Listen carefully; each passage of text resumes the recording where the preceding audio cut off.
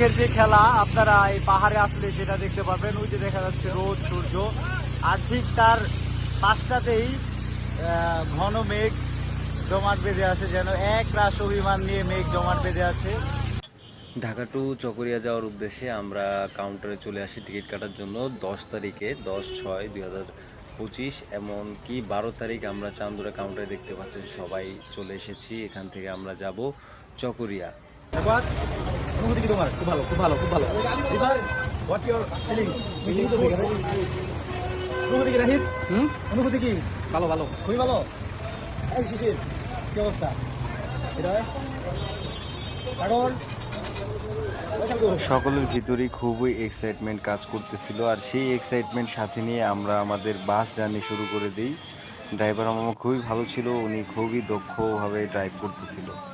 কথা কেন বললে না, বিয়ে কেন আমার হলো না। আসি আসি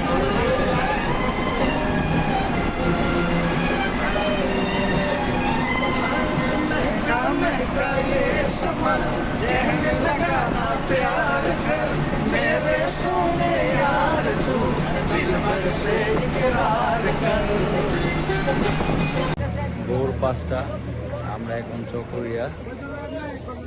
চকরিয়া থেকে আলীকদম যাওয়ার উদ্দেশ্যে আমরা একটা জিপ গাড়ি ভাড়া করি, যার ভাড়া দিতে হয় আমাদের মাথা পিছু 110 টাকা করে, এবং আমরা 17 জন ছিলাম। সকলেই আমরা ব্যাগপত্র নিয়ে আমরা যার যার মতো করে জিপ গাড়ির ভিতর উঠে পড়ি। আমি সহ আমরা 3-4 জন আমরা জিপ গাড়ি ছাদে বসি। আমরা যাচ্ছিলাম যে ছাদের উপর থেকে পাহাড়ের ভিউটা নেওয়ার জন্য। বলে যাচ্ছি নাহিদ পারে।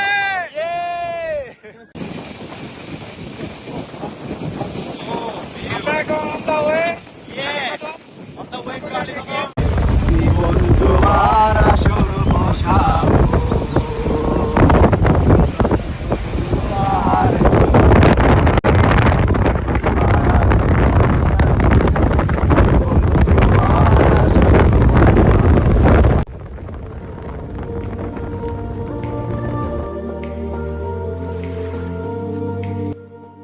পাহাড়ের মনোমুগ্ধকর দৃশ্য উপভোগ করতে করতে আমরা যাচ্ছি আলীকদম। সবাই খুব প্রফুল্ল মন নিয়ে এই দৃশ্যগুলো উপভোগ করছিল।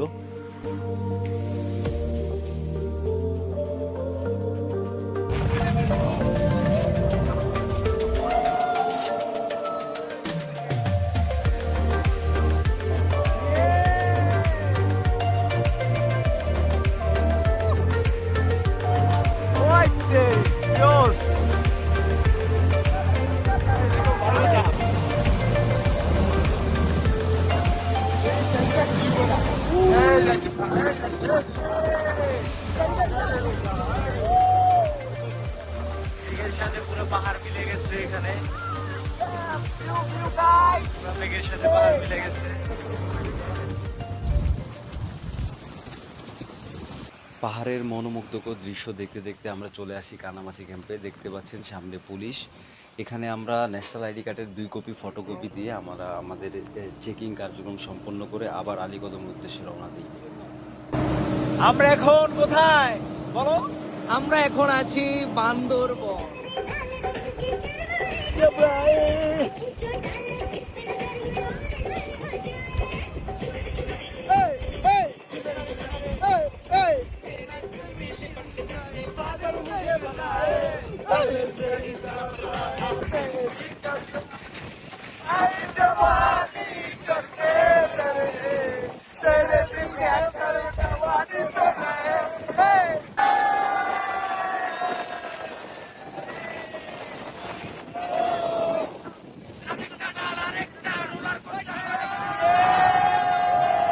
আসসালামু আলাইকুম, আমরা এখন আছি আলীকদম বাস স্ট্যান্ডে। দীর্ঘ 1 ঘন্টা জার্নির পর আমরা এখন আলীকদম বাস স্ট্যান্ডে আছি। এটা হচ্ছে আলীকদম টার্মিনাল। আলীকদম আসার পর আমরা আসলে প্রচণ্ড ক্ষুধায় ভুগতেছিলাম। আমরা আমাদের খাবার নিয়ে বসে পড়ি সকালের। এদিক দিয়ে আমাদের গাইড আশু দাদা, সে আমার থেকে ফোনটা নিয়ে সে বলল, দাদা দেন ভিডিওটা করে দিই। সেই ভিডিওটা করতেছে।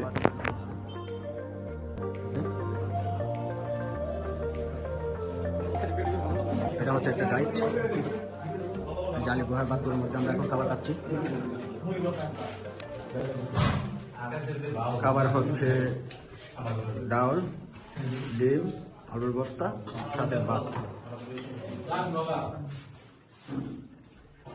খোকা বাবু, লাল জুতো, লাল কেপ, লাল শার্ট, সবাই সবাই আলীকদম থেকে জুতা কিনে রেডি।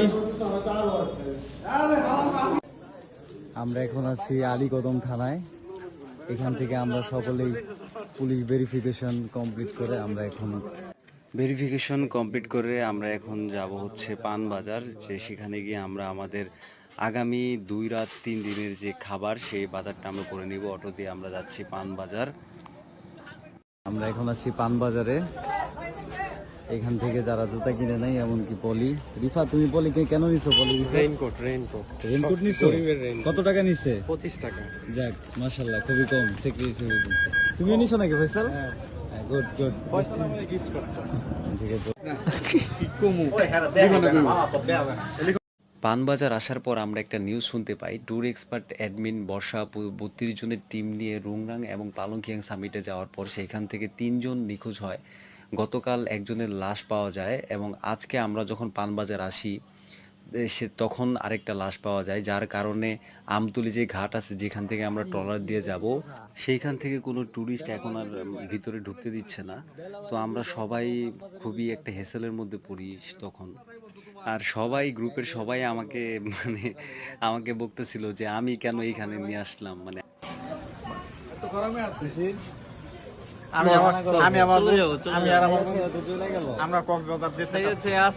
অপেক্ষা করতে করতে সবাই খুব বিরক্ত ছিল। পানবাজারে অপেক্ষা করতেছি আমরা, বেলা বাজে 2টা। অবশেষে দীর্ঘ অপেক্ষার পর আমরা বেলা 3:30টায় পৌঁছাই আমতলী ঘাটে এবং এখান থেকে আমাদের গন্তব্য হচ্ছে দুশ্রী বাজার। আমরা দুশ্রী বাজার থেকে আরও সামনে নামবো। এর জন্য আমাদের ট্রলার ভাড়া দিতে হয় পার পারসন 900 টাকা, আপ ডাউন। পরবর্তী ভিডিওতে আপনারা দেখতে পাবেন তৈন খালের যে অসাধারণ রূপ এবং দৃশ্য, এবং এখানে যে রোদ আর মেঘের যে খেলা, সেটা আপনারা উপভোগ করতে পারবেন।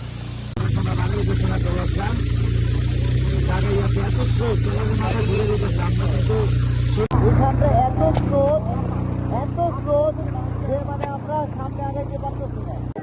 আমরা এখন আছি দুধ বাজার।